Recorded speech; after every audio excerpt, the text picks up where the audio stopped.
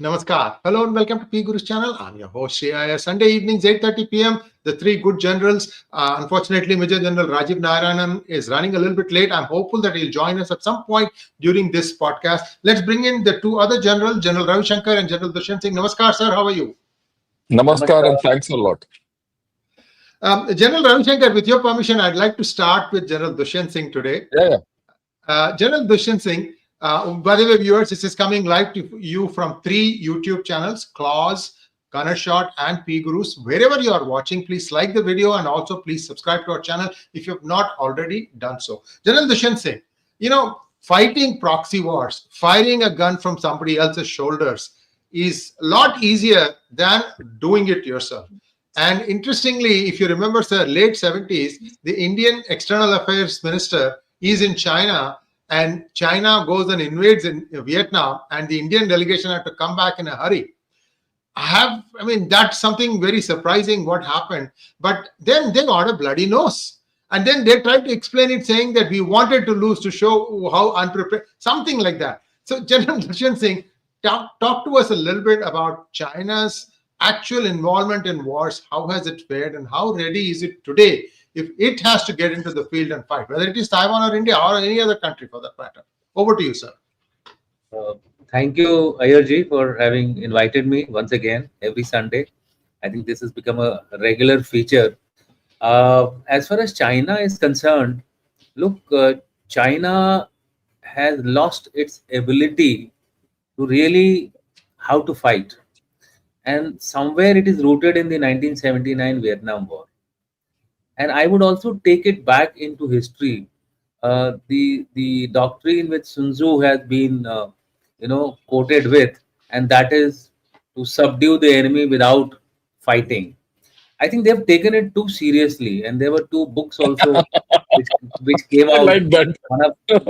One of one of them by two colonels, and the three warfare strategy was commissioned by PLA. You note my word. It was commissioned by PLA to fight wars in a three warfare dimension, which all of you are aware: public media, then non-kinetic, essentially propaganda. So they have information warfare, cyber, etc. So they have been focusing, in my view, I think excessively on two things. One, show to the world that they got a big teeth, right? And that they are doing it through technology advancements, increasing the number of aircraft carriers, number of missiles. For example, today they have about 3,500 advanced missiles, which is a fairly large number, and about 1,500 launchers. Now, for unless a combat potential of a military is converted to kinetic potential, kinetic energy, it is of no meaning. It's a waste lying in a dustbin. I don't think the Chinese have ever displayed the willpower after 1971 to actually fight in combat. Even if they have taken certain things along our front, which is northern front, some conflicts here and there, they have actually run away. More often than not, they have run away. You take Doklam, Sumdranchu, Doklam, you take 67. Natullah. Nathula, 67. Moment they suffered over 300 odd, 200 odd casualties, they just gave up within 2-3 days. Then you see Galwan. Moment we started retaliating, I think they didn't have the stomach to take the losses. So it is, I think, rooted in certain policies which they adopted long time back. They had good intentions, but then they should have followed those policies, right? Economic liberalization, very good policy. One child norm, is it now a very good policy? I don't think so. One couple is looking after 12 couples. One young couple is actually, if you draw the matrix, how will somebody send that fellow to battlefield? There are, I believe in China, there are lot of incentives being given for people to join the PLA, for young kids to join the PLA. Nobody wants to join the PLA because, and unless you have a battle-hardened soldier, let me tell you, technology can be there, but it has no meaning unless you have a HR capable of using that technology. Look, there has been a perception in the environment that the Chinese are 10 feet tall. I would also not say that the Chinese are 5 feet tall. Given the way they have advanced themselves, given the way they have increased their economic potential, they are somewhere around 8 feet tall. But what is lacking in them, what is lacking in the Chinese, is, in my opinion, the willpower to use hard power. I think that is the key to what China is today. And it is not helping them a wee bit because of their HR base, which has now got so weak. Imagine a conscripted army of 2 years. We are crying host on Agniveers of 4 years. These guys with 2 years, what kind of technology proficiency will they have? Their ships are needing well-trained people. Their jet fighters, they are, I think, using the Pakistani fighter pilots to test their equipment. So if they are going to do these kind of indirect methods, the proxies don't stand a chance when faced directly. If they are launching a proxy war, that is where I appreciate the US. Okay, they may be also losing, but at least they have that willpower to use the hard power. I don't think the Chinese have been able to cross that barrier. That is the second issue.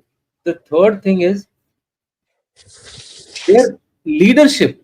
Any combat potential can only function if their leadership is good. What is happening to their leadership? Tomorrow's battle is going to be non-contact and kinetic, or non-contact kinetic, which means air, missile. These are the things, artillery. These are the things which are going to play a significant role. And what is happening to their rocket force with 3,500 missiles and 1,500 launchers? That there is a series of generals who are being purged. What will be the morale of that particular force? Do you think it will be in any worthwhile shape to actually fight a war? So at the base, you have soldiers who are not very keen to join the PLA. In the leadership domain, the strategic leadership is somewhere being every day disrupted based on corruption or based on loyalty, whichever way you want to call it. Their current vice chair of the CMC is a 1950 veteran of Vietnam. If he's got this psyche in his mind of Vietnam, I think he will continue to fear that his generals are unlikely to deliver. So I will, as of now, stop here. As we go along, I think we will discuss more about it. We also need to factor in that the Chinese, not everything is facing us, right? Yeah, General Zhang Yuxia, not everything is facing India. They have Taiwan to take care of.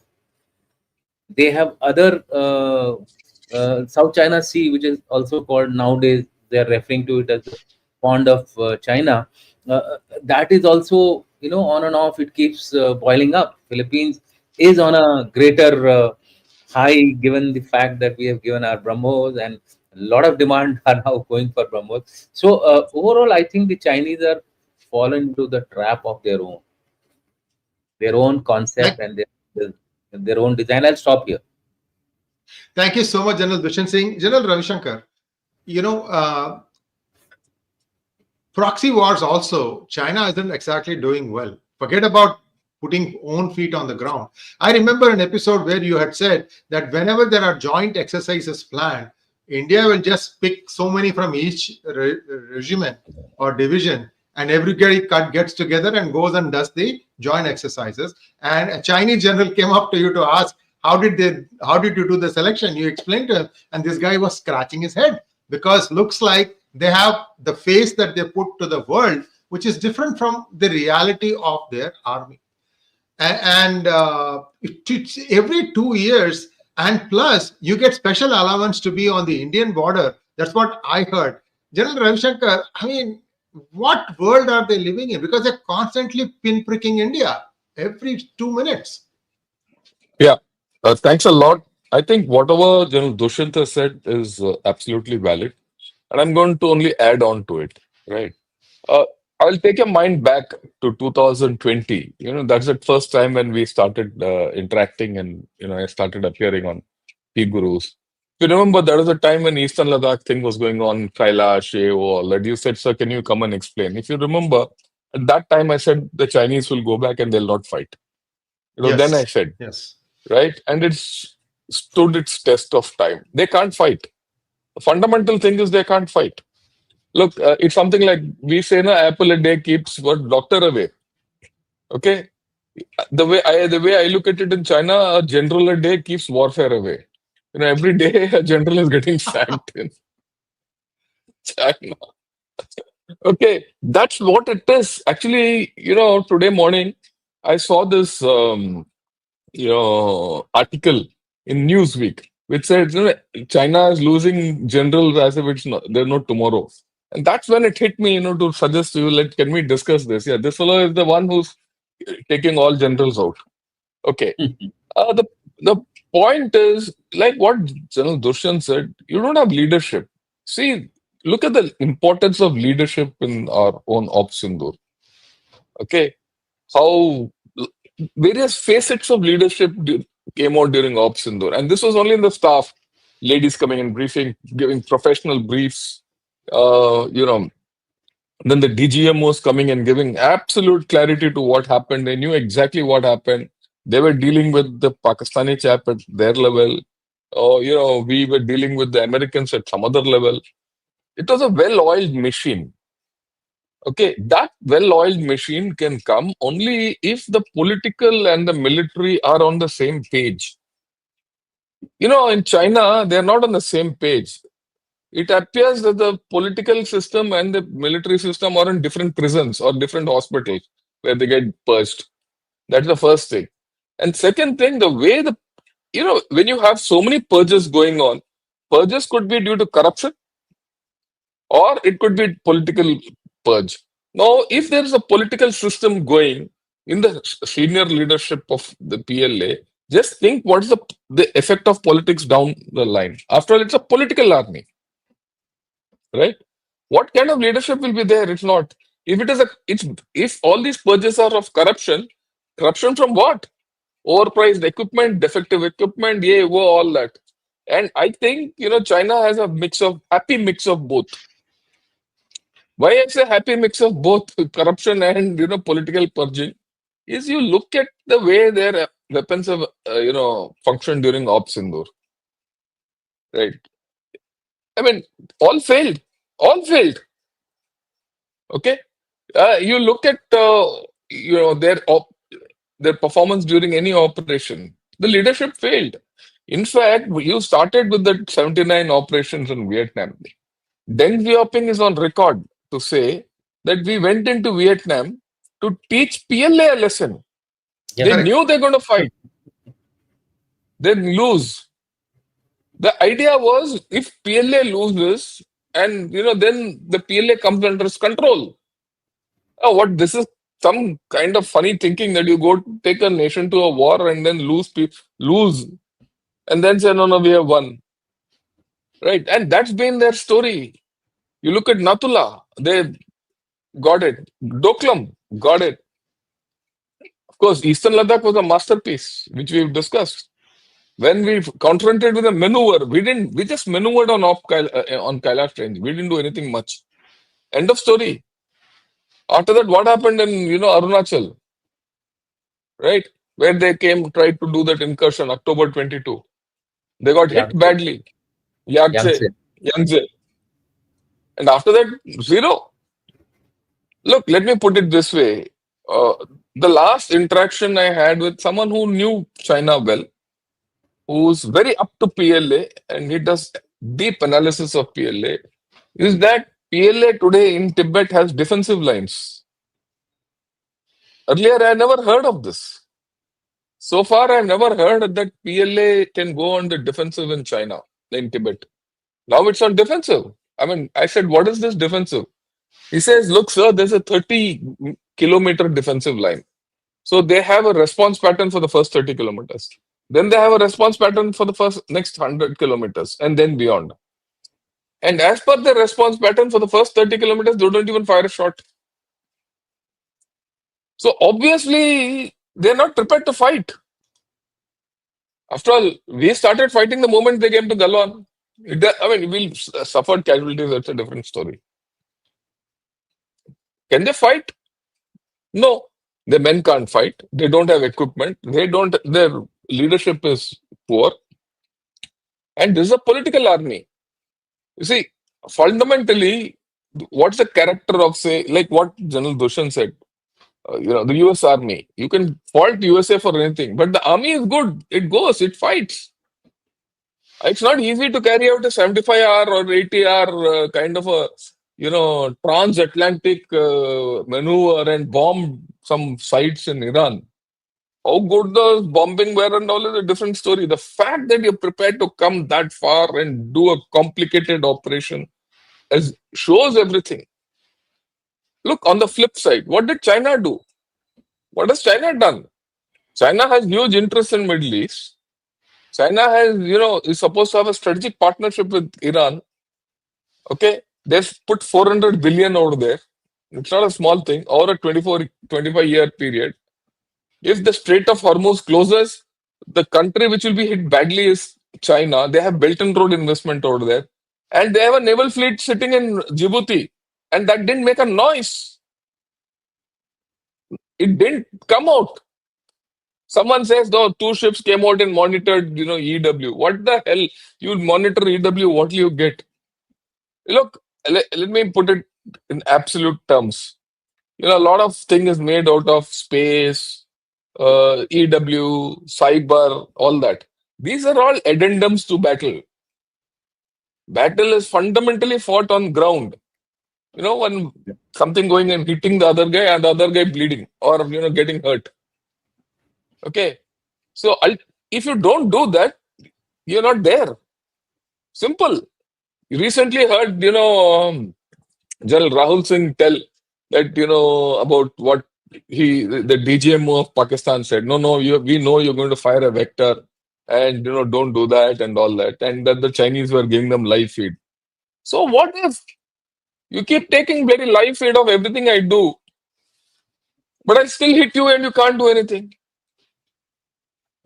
At every stage, whether it's in Doklam, Natula, Eastern Ladakh, or Yangtze, the 4 recent skirmishes we've had, when India has stood up, they've gone back. Okay. You see South China Sea, which, General Dushyant was saying, lake. What's been happening there? Philippines, it's got hardly anything. It's got, if you see Philippines patrol boats, they are 1/4 the size of the Chinese patrol boats, offshore patrol vehicles. Every day, these Chinese fellows hit those Philippines guys with, water cannons. And yet those chaps like cockroaches reach where they want to reach. And these behemoths can't do anything. They can't sort out Philippines. They don't have the guts to do it. Okay, you keep talking of Taiwan, but have they set their foot in the water across Taiwan Strait? No, they'll keep flying, me doing all this. I have a bad Hindi word for it, I'll not use it. Okay, but the fact is that does PLA have the capability to fight? I don't know. In fact, in Ghana Shot, I did a analysis of a person called Timothy Heath of RAND. He has given out great analysis of the problems of PLA. Right? I mean, I'll give you one fundamental problem. Look, the Indian Army is supposed to defend the sovereignty of the nation, territorial integrity and sovereignty of the nation. Okay? This is given incidentally in the Constitution. It's in fact in the preamble of the Constitution, if you read it carefully. You don't have to read the 4th page. Within the first 3 pages, it's given. So that's our Constitution defines our national interest and my national tasking in the Army, Navy, and the Air Force. Okay? I'm very clear after that. If tomorrow the Prime Minister comes and tells me, look, go and fight against this person, that person, I will tell, I'm talking of my own Prime Minister, I will tell him, Prime Minister Saab, mere ko ek authority do. And that Prime Minister cannot give me an authority because he is not empowered to give me an authority to fight against my own people. For that, the state has to call me in aid of civil authority. And certain acts have to be passed before this instrument of the state can be used against its own people. Okay, that's the constitutional protection which the people of India get. That's the constitutional protection I get, that I don't get manipulated by a political party. That's the constitutional tasking I get to fight for India and nothing else. What about PLA? He's constitutionally mandated to save the party. He has to save the party by protecting the party and its leaders from the population. It is, territorial integrity and all is secondary. So if that is the case, what is his thinking? Can he fight? Okay, apart from whatever, I'm complimenting whatever General Dushyant has said. He's given one part of the story. I'm giving you another part of the story with some overlap. So my view is, well, like he said, they're not 10 foot tall. They're neither 4 foot tall. He said 8 feet tall. I put it somewhere around 6 odd feet, not more than that. That's it. Isse zyada nahi. And that is borne out by what has been done on ground. So I'll rest my case at this point of time. Take the discussion forward, please. Thank you so much, sir. General Dushyant Singh, let's talk about Yangtze for a little bit. In this particular case, India kind of got on or caught on to what China was going to do. And they had the Chinese, 50 people, 100 people, just X number, completely surrounded. Then they immediately raised the white flag. This is blatant crossing into India's territory. And after that, I'm not very clear what happened. Did India just let go of them? Was there no retribution? Because unless you extract retribution, these buggers will do it again. Your thoughts, sir? Look, as far as the LAC is concerned, line of actual control is concerned, there are some protocols which are followed. Now, the Chinese really, they didn't come across our territory. They were intending to come. We intercepted them, right? And then they raised the flag and went back. So there was no confrontation really, say to speak. So therefore, we did not want to carry out an action which would have unnecessarily led to some kind of a conflict going on. Remember, at that point in time also, we were actually negotiating in Galwan. I think it was some 13th round or the 14th round of talks which were going on. And also keep in mind, we were doing something big. Now, if we had started something here, that big thing of Kailash would have got exposed. So when a nation is planning something and it finds the irritant, it deals with the irritant in a manner that it doesn't deflect you from the main task. And the main task was to get these guys to move out of the areas which they had come in. Today, you can say that safely around 90 to 95% of the pre-20 situation has been achieved. There are a few minor issues left that will be taken care of. I always link any action which is taken by military as a political directive. Why so? The political directive today, the bigger one, is that we have to become a Viksit Bharat by 2047. Now, for us to become a Viksit Bharat by 2047, what are the mandatory things? There are 2-3 mandatory things. A, we should become an economic powerhouse. There is no denial on that. Larger the cake, larger the pie for the defense. So that is the first aim. The second aim is that without military, without hard power, you really cannot ensure a hinder-free kind of economic growth. So therefore, your hard power has to also continuously increase and get self-sustaining. To be fair to the Chinese, they did this 20 years earlier than us. We should have possibly done it along with them when in 1992 both of us decided to become liberal. I think somewhere we got caught into our internal politics, which was totally haywire. Every day there used to be a government change, etc., taking place. So there was no time left for either national security or time left for economic growth. Thankfully, for the last, I think, 20 odd years, there has been some amount of stability, and therefore we have seen this path of growth taking place, and it has taken a phenomenal jump in the last 10 to 12 years. Now, so if this be the aim, and if the larger aim was to go behind, maneuver, and sit in Kailash so that they are forced to recoil, this would have definitely, diverted us from that bigger aim. So that was the point which I thought I should make it. And there were so many things going on in the eastern Ladakh which were very active. This was really telling you, I have been the chief of staff of that area. These things happen on a very routine basis, and we deal with them in a manner very efficiently. After Sumdrang 2, we have really never had any big surprises coming from China. It was 67, Sumdranchu. Doklam, Doklam has been made into a very big issue. I was the number 2 of the command. General Bakshi was the number 1 of the command. We know how we dealt with Doklam. One small action, one small action. And if I tell you, you laugh. And the Chinese are just flat. One small action. We just put a dozer in front of their dozer. That's it. They just couldn't move ahead. They kept on jostling on the LC, and mind you, the jostling was not taking place in our territory.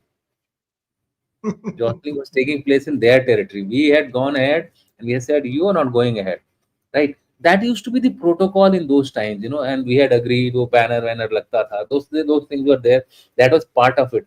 They broke the agreement during Galwan, and in Yangtze also, it was not a very very to be fair, if you want, I would also like to tell that there are certain things of the Chinese which we need to take care of, right? And these are essentially related to their, non-kinetic capabilities which are there. Those non-kinetic capabilities we should be aware of, and we should take preemptive action so that they don't become a hindrance for us. For example, their media presence in US is huge. They are every day creating some kind of a public internal discord in India. There are YouTube channels which earlier started off claiming that they are pura national security ka bhagat and all that thing, but today they have changed color. And I won't mince my words. Jan Shankar would know. 2 3 days back there was a YouTube thing which took place, and in which he has literally criticized our deputy chief. Why should you wash your imagined public imagined dirty linen in the public? If you First of all, it was an imagination of his mind, then he washes it in the public. That's absolutely stupid. So we need to actually, because it ultimately affects our men also. It's not that it's so simple.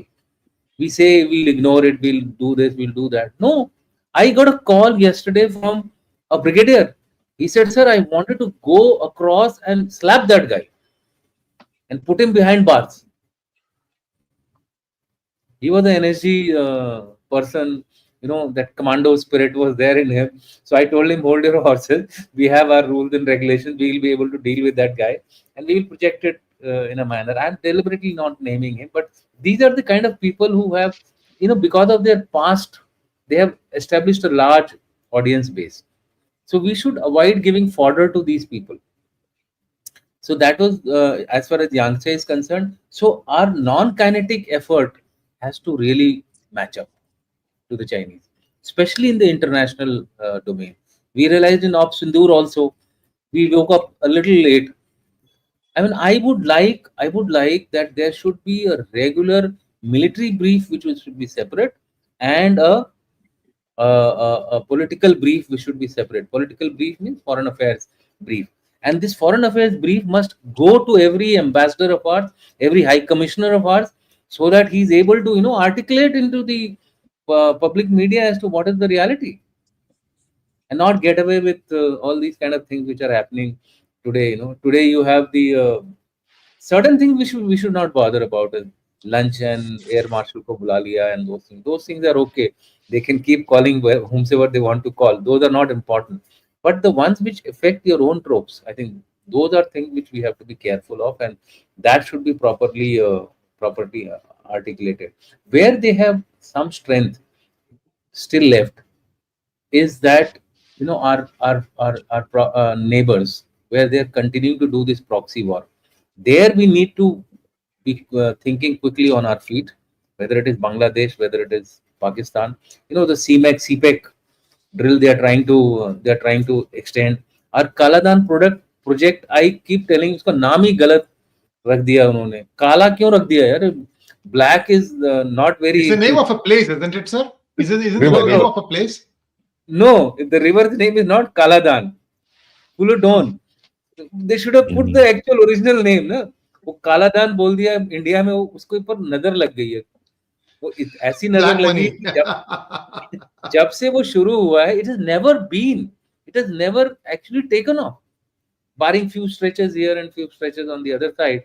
That project has always remained in the, and that would have been an excellent initiative had we taken it. I mean, there would have been no. Now today, what is happening? The two big powers are playing games there. Good for us. Good for us.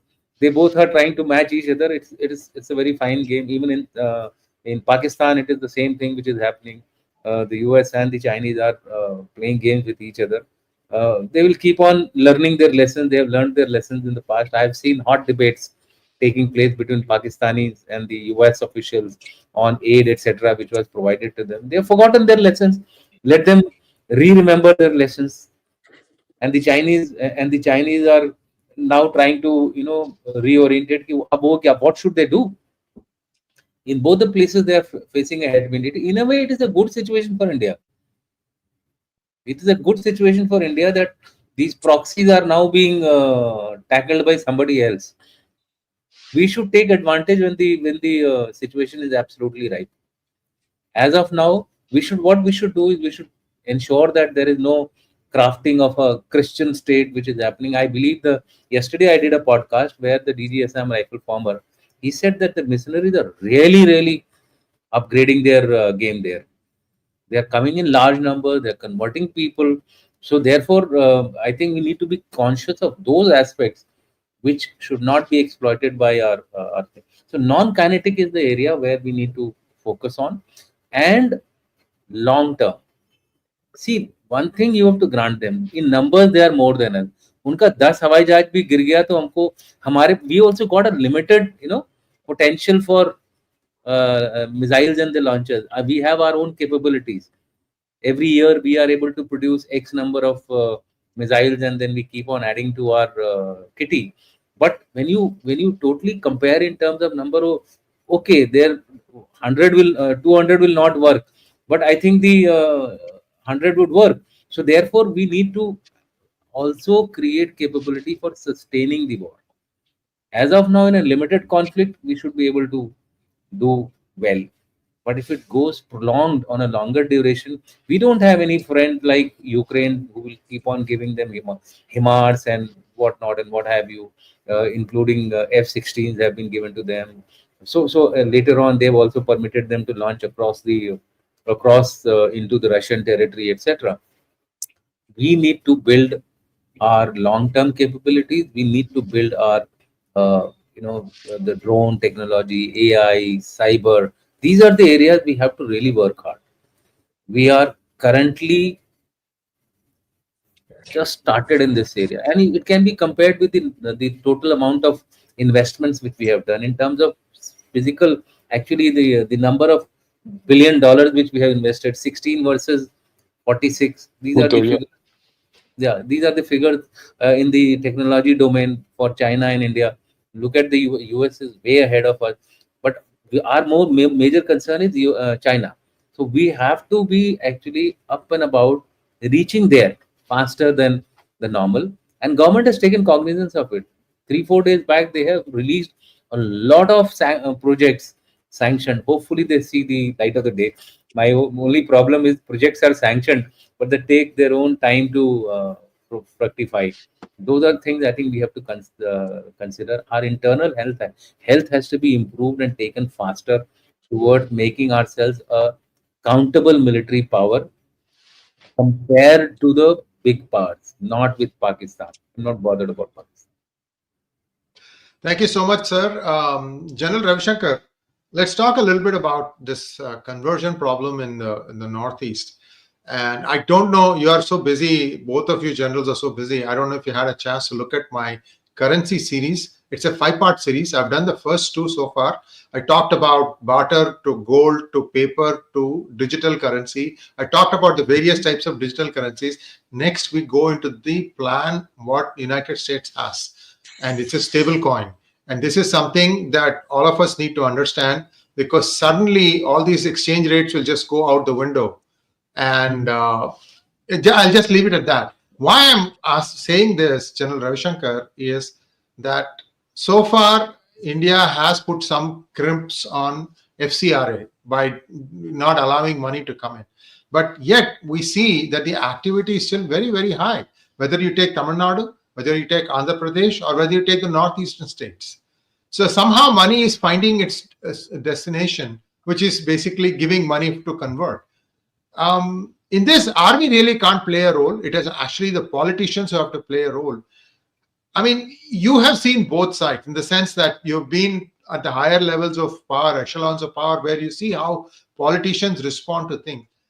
Is there something that India can do now to try and, if not reverse, at least stop this thing cold? There are some districts, I will tell you, viewers, in India where conversion has been stopped cold, and that happened with the help of the people there.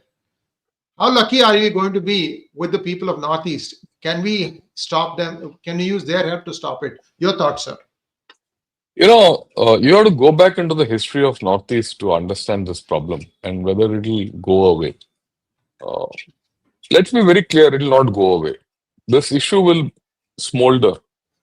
Why? See, you allowed, whatever reason, we allowed this conversion to happen before, independence only. And largely, though, people who come there are all American missionaries. It's not in British-based Christianity. It is American evangelism which has entered that belt. Okay, and US aid has sustained it. So you have this thing which is going, and there's an unholy connect. Let me put it. I've been in the Northeast, so I know. Very surprisingly, all the church is controlled by largely Christians from the south, Tamil Nadu and Kerala. The fathers, the sisters, the nuns, they're all from here. They go from here on deputation. So there is this, and they control a lot of things. So the point is, it's a amorphous kind of a system, right? The only way you can control it is ensure that at the grassroots level, you start auditing their funds. The moment you start auditing their funds, a lot of things will come in place. But unfortunately, in the Northeast, the least audited thing is funding. Every organization gets funds from every kind of system. It could be legal, illegal, everything. There's no financial law in the Northeast. I mean, things couldn't have changed in the past 7-8 years. We've not been there. Okay. So unless you get the law applicable, why it's not applicable there? Because a lot of your laws are not applicable in tribal areas. If you go as per the 6th and the 7th schedule of the Constitution, these tribal areas have certain benefits. And largely Northeast is all tribal areas. They all get covered there. Tribes. So because they are in tribes, they have autonomous councils, this, that, and all that. The loopholes are huge. So the way to control this whole story is not on ground. It is through legal methods, through constitutional methods. Right? And that is something which we have to, unfortunately, here what happens, the electoral politics comes in. Electoral politics, party politics, all this comes in. Okay. Then the biases or national biases comes in. So the moment you start saying, this problem of trying to make a Christian state, all that, these issues come. After all, whether you like it or not, Mizoram is a Christian state already. Nagaland is a Christian state. The number of people, these are two are predominantly Christian dominated states. There are large tracts of Manipur which are also Christian dominated. There are also large tracts of Arunachal where they're Christian dominated. Okay. The saving grace in this is, incidentally, there is also a huge dose of Hinduism in this, which is spreading. And there's also a huge dose of Islam in this area. You'll be surprised. Islam has spread. Islam has spread along the rivers, up Brahmaputra and up Barak, the two main rivers in that area. For example, the districts of Hailakandi and Karimganj, in South Assam, are Muslim Assam. dominated. Assam, South Assam, they are Muslim majority, and they lie next to Christian districts and states. So there is a mosaic there. How can you maximize it? How can you do everything? And a large part of how you handle this comes from Manipur. You stabilize Manipur, and then all these get stabilized. I mean, that's the crux. Our problem is we went into a tailspin 2 years back with Manipur, and we have not come out of it. Okay, so that is what I think. And mind you, what's the problem in Myanmar? I mean, Manipur. Why is the problem festering? It's Myanmar. What's the problem in Myanmar? Myanmar doesn't have one problem. Apart from the fact that China has come in and it's come into CMEC and Chokfu and all that nonsense, there are also rare earths. There is also energy. There is also gold. There is also rubies. There is also minerals. China is not investing into Myanmar for fun. They've got strategic interests. They've got economic interests. This humanitarian corridor by USA is not for fun again. They want to go and Yes. sort that out. They're not interested in Muslims of Rakhine State. So this is the game. Are we good at playing this game? If you're not good at playing this game, you're not. So that means, what is the thing? I come back to India, China. You should develop the capability of not only internal issues and reformation and all the issues that General Dushyant brought out. You need to go external. You have to play the external game. You don't defend your country on your borders. You should defend your country away from your borders. Which are the two places where you can defend? One is Myanmar, other is Tibet. What have you done about Tibet? Whatever you do in Tibet, it doesn't matter what you do in Tibet, you do something. Whatever. It could be a flawed thing, everything, whatever. The day you do something in Tibet, China will be forced to look inwards. End of story. Okay, people say, no, if you do anything in Tibet, there'll be an ill effect. They will do more in India. What more can they do? They've done the worst. You have jailed Pakistan for so many years. You jailed Manipur for so many years. Northeast, they've interfered for so many years. They've already done enough problem in Naxals. They've already sorted out a lot of your industry. Whatever they had to subvert in places like Kerala, they've already done. So what is left?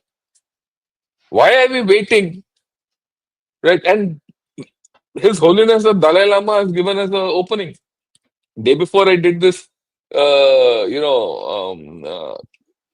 program in Gunner Shot on Dalai Lama, what has he done for us?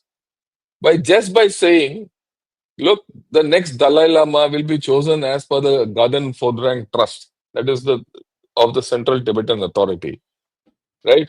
And no other Dalai Lama is recognized. He's put actually the heebie-jeebies in China. Why? Even if China makes a Dalai Lama, he will not be accepted by that chap till such time as Dalai Lama is here. And the process of Dalai Lama is going to take 5 to 6 years before a Dalai Lama comes in.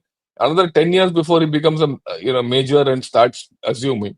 This is a long-term problem. He's lit the fire already. Okay, we can keep talking of it doing. Now just think of a case. I mean, if you actually read the Dalai Lama statement, he says, I've consulted all Tibetans. Tibetans want me to continue with the Dalai Lama. And they say that we will follow what you say. So he said what he has said. Luckily, our government, in some form, direct or indirect, Mr. Kiran Rijiju has already said He's a Buddhist. He's already mentioned. He now these days you see pictures of him and Richard Jere, who's also Buddhist in Arunachal and in Dharamshala and all that. So the messages going, visuals going to China. If China is smart, they'll step back. If China is not smart, they'll come towards the border. If they come towards the border, you throw a bomb behind. End of story. For that, you need political capability within. You go back to that same thing which General Dushyant said. You need to have non-kinetic and kinetic capability. Unless you have a strong base, unless you have a strong economy, unless your economy is not hostage to China, okay, unless your ability to make arms and ammunition is not hostage to outside influences, it will not happen. I mean, I'll connect. Today morning I did. Why is our Prime Minister going to BRICS and talking? It's a great opportunity which is coming up in BRICS. Yeah. Okay, why is he going to Venezuela? Why is he going to Ghana? Why is he going to Namibia? There's logic in that. I've explained. All of you who want to understand that, see today morning what I put out. That's available in clause. It's available in Ghana short. There's a logic. These are opportunities which are getting where Xi Jinping is not there, Putin is not there, and it's only a prime minister who's the head of the big economy. There are about 25 countries which are going to be represented in BRICS at some level. They want defense equipment. Everyone wants defense equipment. Yesterday I saw a tweet in which there are about 20 countries which want BrahMos. Okay, we should give them all BrahMos so that all of them can sort out their people and Chinese or whoever. Give Japan, South Korea, North Korea, Taiwan, everyone the BrahMos free of cost. Okay. And then you see this change. So are you prepared to play that game? I mean, like what? That differential between China and India, which is say, everyone says about 20 years, is going to contract now. It's going to contract for two reasons. The first reason for contraction is that we are going to grow and you can't be stopped. We can't be stopped. And the second is China is going to decline and no one can stop it. I'm putting my neck out. China is going to decline and no one can stop it. So the differential is going to come down. And I'll take a bet. What will be the shape of the world in the next 5 years? We'll see. We can do a program on that. Okay. And you'll see that our strength is going to go up. So how you manage these things is more important. And we are very sure that PLA can't fight. And this is a fight they can never do. Do the indirect fight. Right? I mean, I've veered from the topic. I've tried to come back from the topic, but the solutions for India to sort out China, handle PLA, don't lie in the military domain. They lie in the non-military, non-kinetic domain. That's my view. Thank you so much, General Ravi Shankar. Let's take a few questions. There are lots of questions for you. He's got a point. He's got a point to say. I just wanted to add. Go ahead, sir. Go ahead, sir. I just wanted to add about Tibet factor. Now, silently, there is a lot of churning taking place on Tibet. It's not only YouTube channels like us who are discussing. There are people who are really looking at the way we can tap Tibet. And I was surprised. I was in one of the discussions. I was surprised that there are so many amorphous things in the Tibetan culture that can be not only the Tibetan culture, also in the institution of Dalai Lama, institution of Panchen Lama, that can be so easily exploited for geopolitical reasons. And I was also pleasantly surprised that these institutions have been politically used not from now, but from the time the Dalai Lama's institution was created. Yeah, it's a political institution. Incidentally, there were 3 lady Dalai Lamas. I just wanted to tell you, just for the information of the for the. So I've been into it for the last, I think, 2 weeks, into this Tibetan thing. I don't want to share everything because ultimately let it come out slowly. What we can do about it, but it is work in progress.